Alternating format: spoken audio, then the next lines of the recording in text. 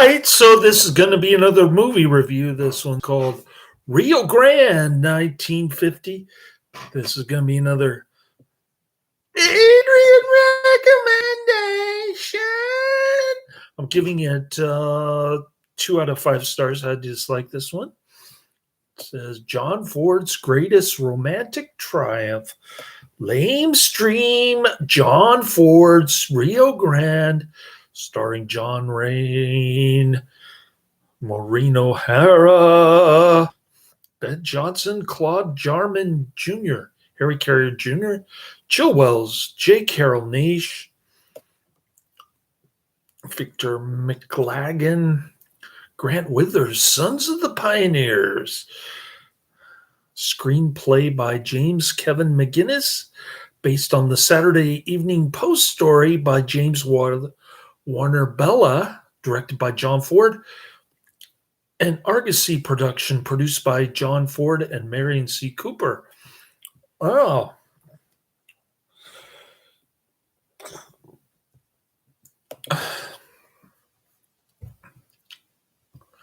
I like the one character that I always like in these films is the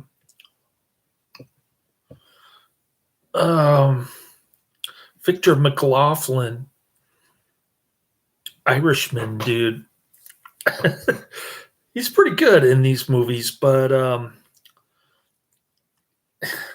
he doesn't have too many scenes, unfortunately, and for the most part, this is just militaristic cowboys and Indian stuff, post-Civil War. Oh, I feel guilty about burning down Shenandoah Valley, that kind of stuff. And yeah, where have I heard that before? Well, it gets high marks for cinematography. I have to admit that the cinematography is decent. The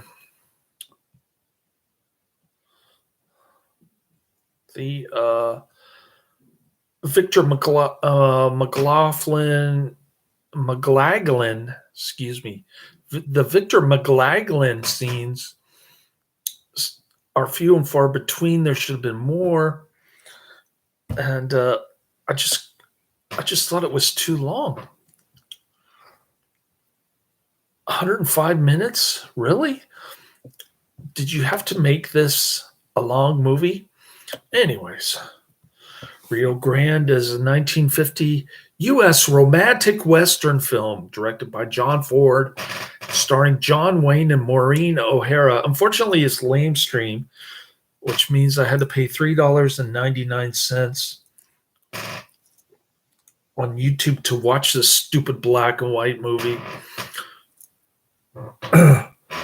Adrian owes me a $3.99 refund. It is the third installment of Ford's Calvary trilogy, following to RKO Pictures' Ford Apache. Oh, I think that's a better one. I think Ford Apache is better. And then there's She Wore a Yellow Ribbon, which I have not seen, from 1949. Wayne plays the lead in all 3 films as Captain Kirby York in Ford Apache, then as Captain Nathan Brittles in She Wore a Yellow Ribbon, and finally as promoted Lieutenant Colonel Kirby York in Rio Grande. Scripts and productions billing spell the York character's surname differently in Ford Apache and Rio Grande. Rio Grande's supporting cast features Ben Johnson, Claude Jarman Jr., Harry Carey Jr., Jill Ellis, J. Carroll Naish, Victor McLaglen, Grant Withers, the Western singing group the Sons of the Pioneers, and Stan Jones. In the summer of 1879, 15 years after the Shenandoah, Lieutenant Colonel Kirby York Wayne is posted on the Texas frontier with the 2nd U.S. Cavalry Regiment. It's no longer Civil War, man. We're here to kill Apaches, to defend settlers against attacks by marauding Apaches. York has just captured the Apaches' leader. He is under considerable pressure due to the Apaches using Mexico as a sanctuary from pursuit, and by a serious shortage of troops in his command. He was supposed to get 180 cavalrymen. He got 18, including his son. York's son, whom he has not seen in 15 years, Trooper Jefferson York, played by Claude Jarman Jr., is one of the 18 recruits sent to the regiment after failing mathematics and flunking out of West Point. He immediately enlisted as a private in the Army. In a private meeting in the commanding officer's tent, his father informs him that he will receive no special treatment in the brutal way of life he has chosen. Given permission to speak, Trooper York declares he wants none. Well, what a brave soldier. He already gets the gold medal from the U.S. president. Oh, wait, I spoiled the ending. All right. By his willingness to undergo any test and trial, Jefferson is befriended by a pair of older recruits, Travis Tyree, played by Ben Johnson, who is on the run from the law, and Daniel Sandy Boone, played by Harry Carey Jr., who take him under their wings. 2 U.S. Marshals from Texas arrive with a warrant for Tyree's arrest on a manslaughter charge. Sergeant Quincannon sends them away after free drinks, and the Marshals leave without discovering him. York's estranged wife, Kathleen, played by Maureen O'Hara of Gone with the Wind fame.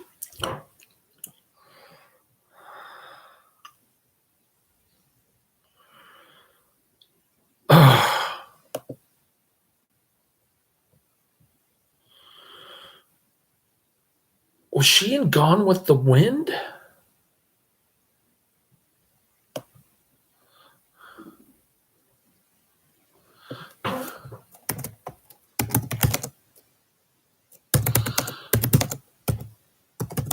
I'm thinking of somebody else. Never mind. She arrives unexpectedly to buy the underage Jefferson out of his enlistment. During the Civil War, York has been forced by circumstances to burn Bridesdale, his wife's plantation home in Shenandoah Valley. So he doesn't feel guilty unless it's his wife's plantation that he burned down to the ground. What a kooky guy. This guy kind of reminds me of wishy-washy morality. Even when he goes into a Mexican church, he kneels with this little girl. That was a great scene. During the Civil War, York has been forced by circumstances to burn Bridesdale, his wife's plantation home in Shenandoah Valley. Sergeant Major Quincannon Victor McLaglen, who put the torch to Bridesdale, is still with York and is a constant reminder to Kathleen of the episode. In a showdown with his mother, Jeff refuses her attempt to buy him out of the Army by reminding her that not only the commander's signature is required to discharge him, but his own is needed as well. And he chooses to stay in the Army. The struggle over their son's future and possibly their attentions shown to her and York's junior officers rekindles the romance the couples once felt for each other. Oh, how romantic. This movie really irritated me. It was too long, and I couldn't get the reconciliation scenes. did make sense to me, and I didn't care, quite frankly. The Apaches attack the fort one night. Many of them are killed by the awakened troopers, but they succeed in freeing their leader. One of the U.S. Marshals returns and he arrests Tyree, who is then confined to the post hospital while they await York's return from patrol to sign the warrant. When York's patrol reaches the Rio Grande, too late to capture the Apaches he was following, he meets a Mexican patrol. They exchange cordialities, and both confirm that the U.S. troops cannot cross into Mexico. After his return to the fort, Tyree, with the connivance of the regimental surgeon, Chill Willis,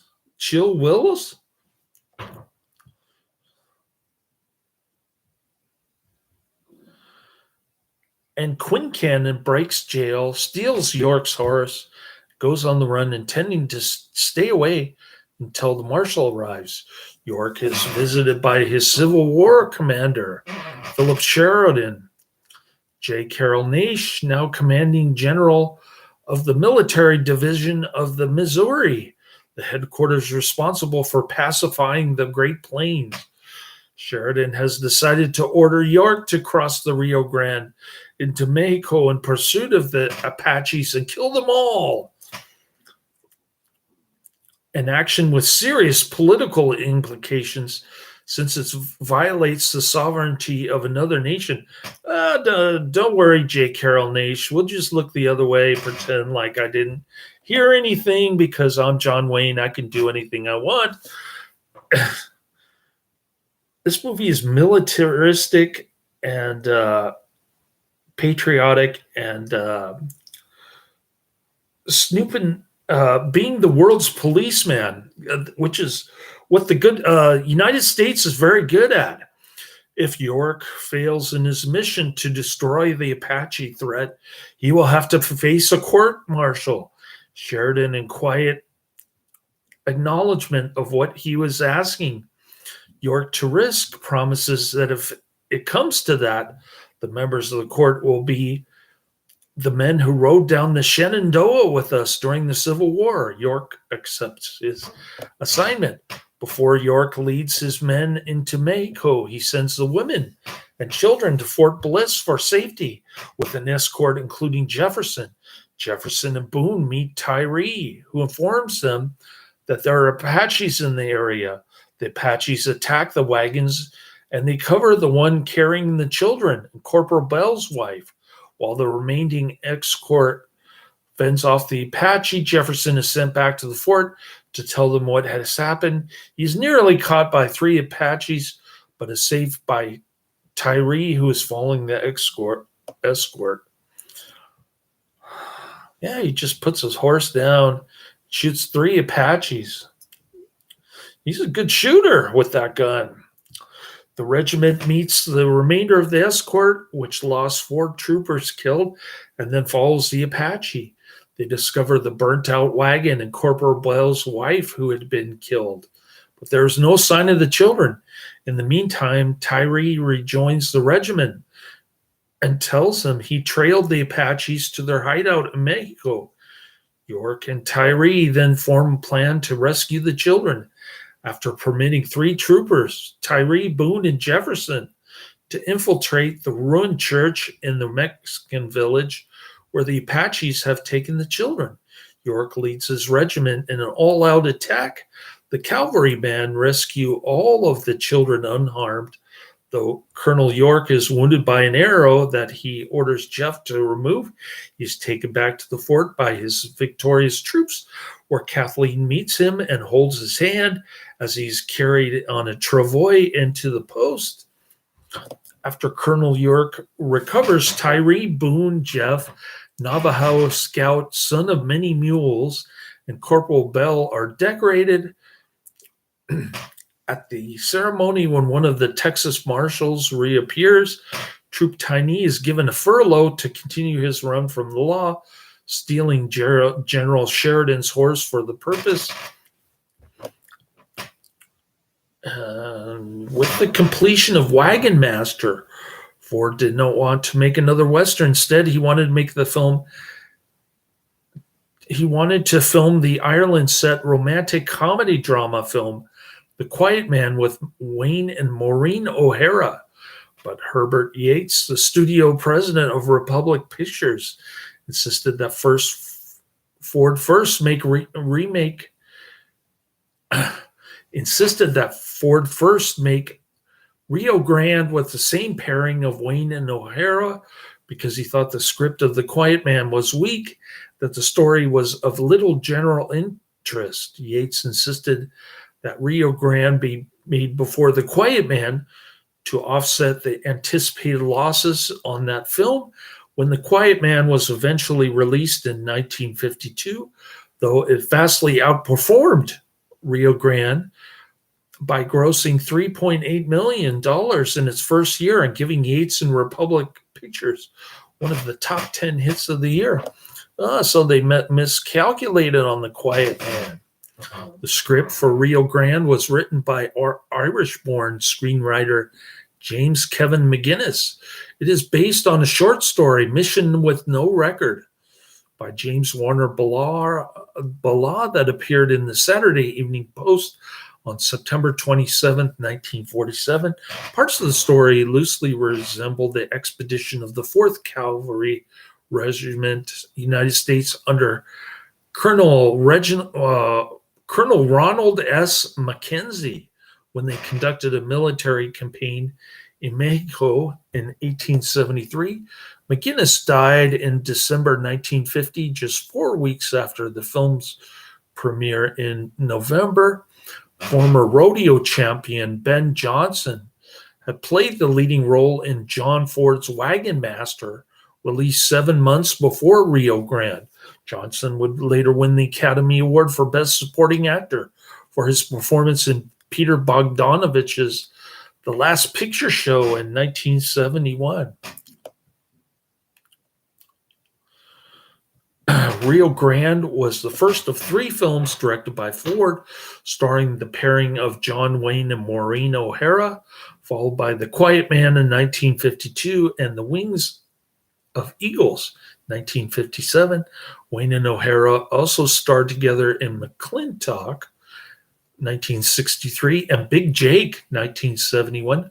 Rio Grande marked the uncredited debut of 11-year-old Patrick Wayne, Wayne's second son. Oh, I forgot to include him. Better add his name. So we got Patrick Wayne.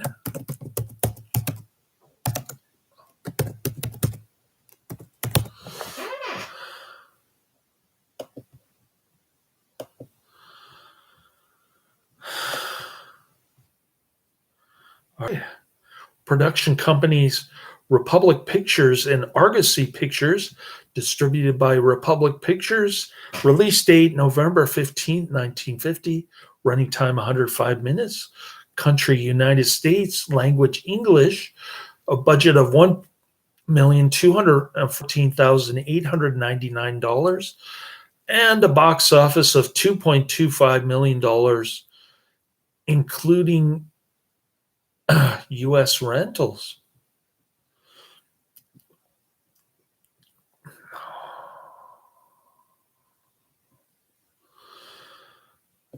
The film was shot entirely on location in Moab, Utah. During the extremely hot summer of 1950, cast and crew struggled with the heat. Sets and stages had to be built in the difficult conditions, while actors were required to perform their scenes in heavy period costumes. John Wayne's hair looks like it's going crazy with the sweaty hairdo. The location shoot was a prime example of Ford's legendary efficiency. According to Ford scholar Tag Gallagher, Rio Grande was shot in just 32 days with only 352 takes and from 332 camera setups. The film contains folk songs by the Sons of the Pioneers, one of whom is Ken Curtis, Ford's son-in-law and best known for his role as Festus Hagen in Gunsmoke. Bob Nolan had previously serenaded Charles Starrett, lead actor in Rio Grande, directed by Sam Nelson in 1938. A review by New York Times described it as a familiar story that travels a well-rutted road. It was also noted for its similarities to the 1935 epic adventure film, The Lives of the Bengal Lancer.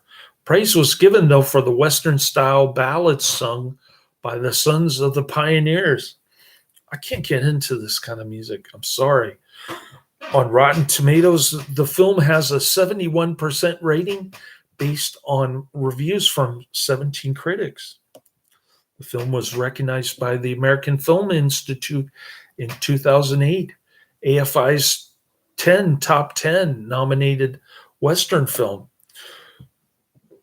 So I guess this is a must-see for Western fans. John Wayne fanatics and the like. Let's pull up IMDb. Let me pull up my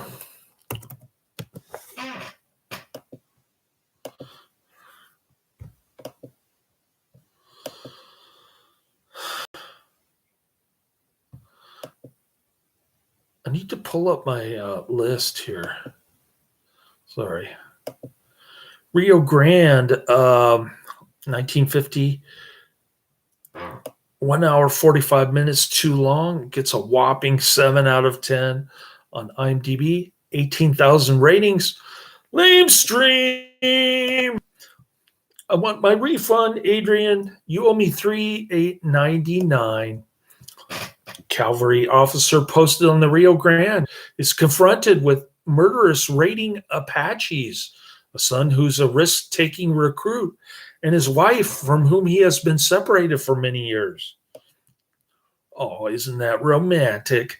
They come to reconcile each other. Ooh. All right, we got She Wore a Yellow Ribbon, Fort Apache, which I have seen and reviewed. Way better movie. The Horse Soldiers and Hondo. All right. According to Maureen O'Hara in her autobiography, "'Tis Herself," some stuntmen died during the shooting of the film when they fell from their horses during a scene in the middle of a muddy river. Their bodies were allegedly never recovered. You're in the Army Now was written later, 1917, than the time of the movie's actions. Well, that figures because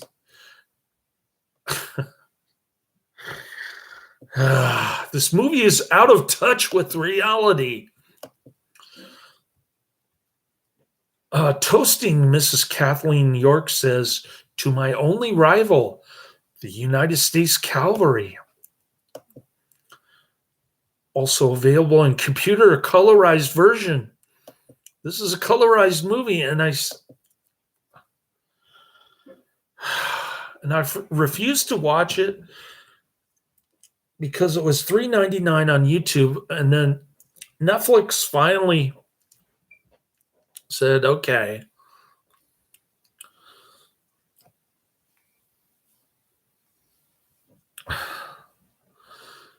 We're gonna cut the cord on your Netflix DVDs. So this wasn't actually an Adrian recommendation. I take back my refund request. I wanted to see it when Netflix was sending out DVDs, but they didn't have it. And so the only versions that I could find were on YouTube for $3.99 and Amazon Prime Video for $3.99. All right, this is featured and directed by John Ford, 1971. The soundtracks are My Gal is Purple, words and music by Stan Jones, performed by the Sons of the Pioneers, uncredited. All right. Here's a review on IMDb by Ma Cordes, dated July 12, 2007. Why did Adrian say that Ronald Reagan is in this film? I can't find it anywhere.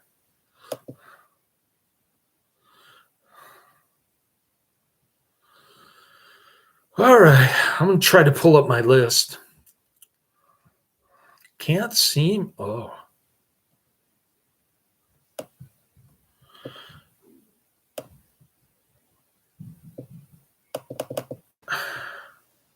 All right. I'm pulling up my list. Okay.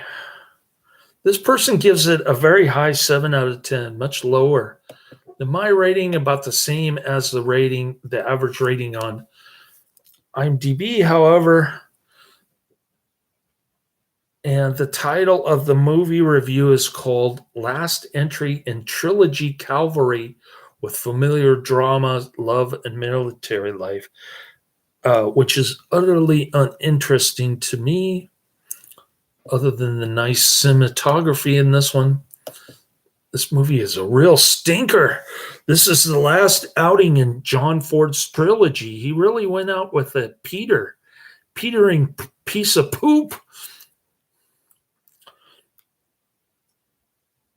Calvary continuing Fort Apache, and She Wore a Yellow Ribbon, based on the writings by James Warner Bala, is the first John Wayne, Maureen O'Hara, John Ford's 3 movies together, along with Quiet Man and Wing of Eagles. It's a powerful retelling of the wild Indian wars of the Southwest U.S. It concerns about a U.S. cavalry unit on the Mexican frontier and near to Rio Grande. The commander of the far outpost is ruled by Lieutenant Colonel Kirby Wayne, leading an unsuccessful campaign against the Apaches. Kirby is under the command of General Philip Sheridan, J. Carroll Naish. The grumpy Sergeant Victor McLaglen is in charge of training all the new recruits, one of which is the Kirby's son, Claude Jarman Jr. His mother, Kathleen Maureen O'Hara, arrives looking for her son, Jeff, and she and Kearney are separated for 15 years, but the marriage broke when Kirby fired a plantation of her ancestors during the Civil War. However, now they fall back in love. Meanwhile, the marauding Indians attack the outpost, and Kirby taking on his toughest fight to redeem his honor. This excellent film, featuring a magnificent performance by compelling casting, awesome John Wayne in a larger-than-life role. John Wayne is a stupid idiot. Come on. Gorgeous Maureen O'Hara in a sensible role with a sensible performance. Why did she reconcile after 15 years and her ancestors' plantation got burned? The film develops usual John Ford themes, the friendship, sense of camaraderie, a little bit of enjoyable humor. Yeah, a little bit being the operative word here. The familiar feeling, sentimental nostalgia, and the glorification of the cavalry, besides the sensible songs in charge of Sons of the Pioneers with Ken Curtis, which I did not care for, and music score by Dmitri Tiomkin. Touching scenes when they're singing Between the Marriage, Wayne O'Hara with sweet glances. Spectacular scenes when the Apaches, Indian, Chiricahua, and Mescaleros spontaneously attack the outpost, and sensational riding races with Roman style. Someone did their own stunts. In the movie appear all habitual Ford's friends: Chill Wills, Ben Johnson, Grant Withers, Jack Pennant, Ken Curtis, and of course, Victor McLaglen. Even appears Patrick Wayne, but his father, John Wayne, persuaded to Ford for an uncredited cameo role. Appropriate photography by Burt Glennon, as sensational as the Ford's usual Winston Hodge. The movie is produced by Ford's Argosy production company, Republic Pictures, and Marion C. Cooper, King Kong. The motion picture is magnificently directed by the master, John Ford. All right. So there you have it, a militaristic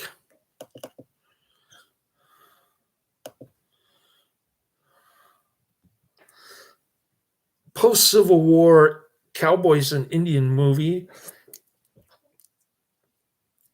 If you want to see the best of the trilogy, although I haven't seen the middle one, I would recommend Fort Apache over this one. So looking down the pike, we have Bloodsuckers, 1971. Then Herschel Gordon Lewis, The Godfather of Gore, 2011 or 2010, somewhere around there. And then Night of the Hunter, 1955. So I'll get to Bloodsuckers on Monday. I don't think I'll get through much of it tomorrow, but I do have Monday morning off, so I'm going to try to whip this list, whip it good.